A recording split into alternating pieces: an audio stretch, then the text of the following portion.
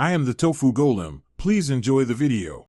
You're starting by stopping the source, a browser tab, a progressive web app, or a background process. First, switch to the window playing audio or video and pause it.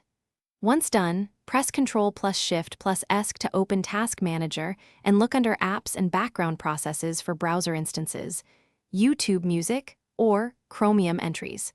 You need to know where YouTube is running so you can target it precisely. This saves time and prevents accidental closure of unrelated work. Now take action to stop playback and prevent immediate restart. If a tab won't close, highlight it in Task Manager and click End Task. If it's a PWA, remove it from Apps.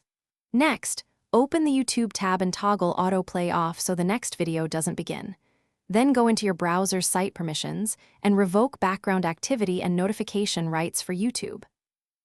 Doing both stops audio now and reduces the chance it resumes without your input. Finish by preventing future interruptions and resolving common failures. If you need a stronger stop, install a site blocking extension or add YouTube. To your host's file to block DNS. This is why you won't reach the site.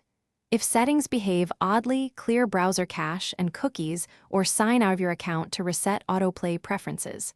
If audio still plays, make sure to restart the browser or reboot the PC to clear any stuck background processes. This usually... Thanks for watching. Consider subscribing if we helped you today.